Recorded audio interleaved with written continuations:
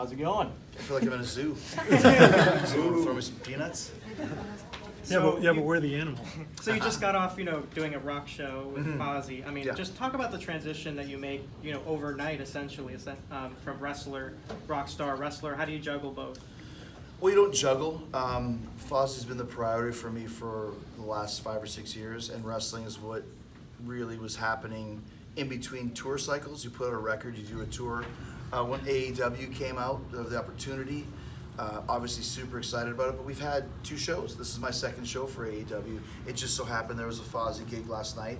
How do you transition between the two? It's not hard to do that because it's all from the same world, show business, connecting with the audience, and being an entertainer, which is what we do. So, I was in Columbus last night, outside of Columbus, at a rock show that took place outside the penitentiary where they filmed Shawshank Redemption. Wait, was that the Andrew WK concert? No, it was the Fozzy concert. He did his own. Sorry. Andrew WK. Sorry. Close your ears, he knows what to do. But yeah, so we did the show and then came for the show tonight. So, but it's just part of what I do. There's a lot of different activities in a Jericho week, and this was a good one for both. What do you think of the crowd here in Jackoffville tonight? It's funny, I did a podcast with MJF and we were talking about you. Neither one of us could figure out how to pronounce your name. You're just Chris Van Vliet. Yeah, Chris Van Vliet. Jackoffville.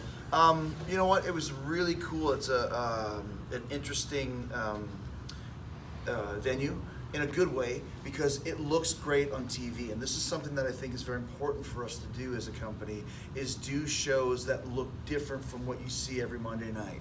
And this is a great example of that. Having said that, being outside in that 150-degree heat for 5 hours was a little long, and you could tell from the energy from the crowd from beginning to end.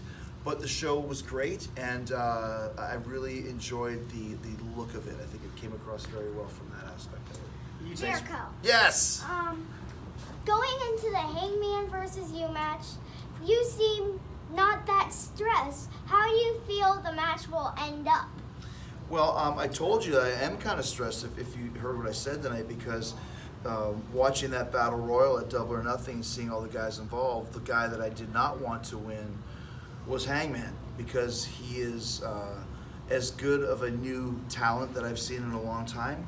And it is going to be not easy to beat him. Of course, I'm going to beat him. You know that. But it's one of those things where I have to be very careful with what I do, and that's why you see what happened to his eye tonight? Cut open, bleeding, big black eye. That's not show business. That's the real deal, and that's the message that I'm sending him, to let him know that this is not going to be easy. Because if I don't beat Adam Page, it could be the beginning of the end of Chris Jericho's illustrious career. And thank you. All right, good job. You did that explosive interview with Moxley. What kind of reaction have you been getting from inside the business from it, and how do you think it's affected the business, if at all? I think you're talking about the Talk is Jericho interview. I think Mox was really excited is maybe a possible word for it, but he was really thinking about that for a couple months, because I mentioned it to him, and he's like, I want to do this. When I leave, I want to do this. And he told me he thought about it for weeks about what he was going to say. I think it really kind of exposed and opened up a lot of Pandora's boxes of what it's like in the WWE. And to me, this is not a burial of the WWE. When you work there, it's how it is. If you work at a factory and the factory says you have to put this box on this conveyor belt every day, and that's how you make your money, then you do it. If you don't like it, you go somewhere else. That system is very, very confining when it comes to a lot of creativity. Tonight, I said this to Dean Malenko, is the first time in 20 years that I've ever done a promo with no script, no approval of what I'm going to say, and really no idea of what I'm going to say. Just knowing I have a point and some directions that I may or may not want to go. When Hangman got busted open, that changed the entire design of the promo. And it was very liberating. How good are you, Chris Jericho? Can you go out there live without a net with no pre-prepared, memorized script and captivate an audience? And I think it worked out very well. And of course I can do it, but we'd never, ever get that chance to do it in the WWE. So it's the other side of the coin. If you want creative freedom, we can give you that in AEW. And I think that's one of the reasons why there's such a buzz about this company, is that the fans can feel that. Chris, Jericho. you attacked Hangman Page. You made him bleed. You come back out, and you did something that we haven't really seen a lot of you. You actually respected your opponent going into the championship match. What is it about Hangman Page that he's really already earned your respect? Well, you always should do that. It's something I learned back in 1991 when I was doing a program with a guy called Bulldog Bob Brown. He was probably 50 at the time. I was 19 or 20. Seemed like he was 100. Miserable prick, not a good guy, not a particularly great worker, but he was the boss. And I did some kind of a promo, hey, old man, I'm going to beat you up. And he said, come here, let me tell you something. When you call me an old man, if I beat you, and I'm going to beat you, you got beaten by an old man. You got to go out there and let people know that this person is a tremendous performer, which Hangman is. If I go out there and beat the old man, who am I? If I go out there and beat Hangman Page, who I've described as one of the best up-and-coming talents that I've seen in years, which I really feel that, then it's good for him and it's good for me. That's how you build a match. That's how you get people intrigued in a match. We don't know who's going to win that match. I don't know. And I think that's one of the reasons why you go and see Floyd Mayweather versus Conor McGregor. Who's going to win? We don't know what to expect. When you have that really coveted matchup for the title, the world title, it's all there. It's very easy. It's not rocket science. Championship match for the first ever AEW champion with the guy that's kind of one of the hottest in the business that we all know. He's kind of been deemed the chosen one indirectly because you're talking about Kenny and you're talking about Cody and the Bucks and Jericho and all these guys. Hangman's kind of the other one. So we have a job to do at All Out to put on a great match, which we will, and to make Hangman into a bigger star and to make me the first AEW champion, which is the only way it's going to go, because if it doesn't, like I said, where do I go from here? If Hangman Page beats me, what do I do? You get one chance to make that, you work your way up the ladder and you lose, you don't get another chance. You go back to the bottom, helter-skelter, and go back to the top of the slide. So I have to win. I have to win.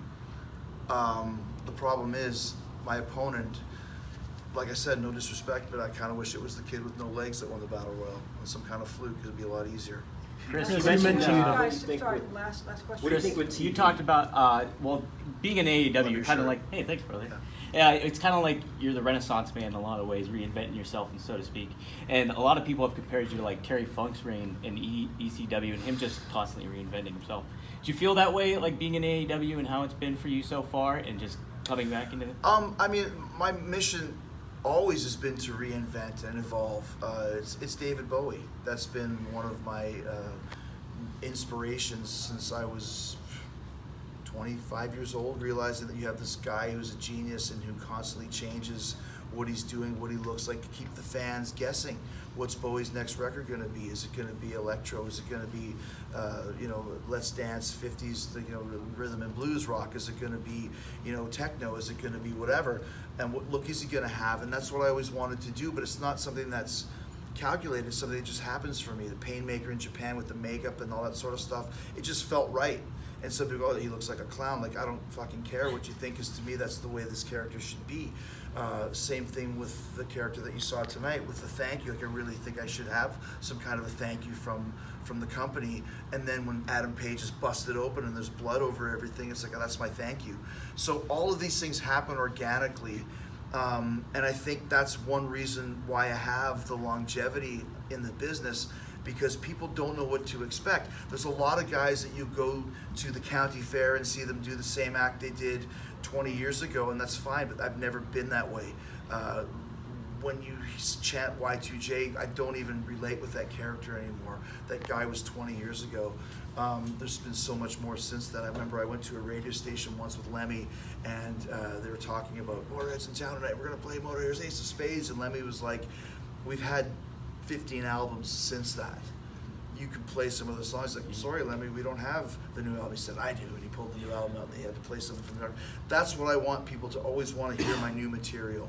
Sure, I've got some old hits that you have to hear, but if I'm not evolving and changing, I have no interest in continuing on in the business. Yeah. Thank you, Thank you. guys.